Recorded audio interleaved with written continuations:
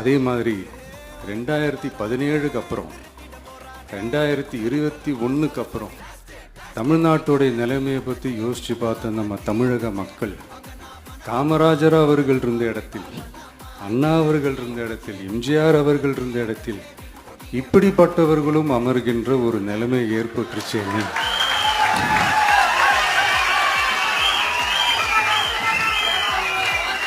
தமிழக மக்கள் கண்ணீர் வடிச்சாங்க.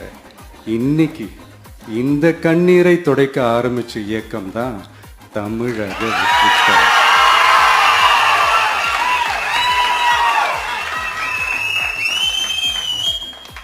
இப்படியெல்லாம் நம்ம பேசுறதுனால கண்டிப்பா சில பேர் கொந்தளிப்பாங்க. அது பத்தில நம்ம கவலைப்படக்கூடாது. ஏன்னா கொந்தளிக்கிறது தான் அவங்களுக்கு வேலையே. புரிஞ்சுங்களா உங்களுக்கு?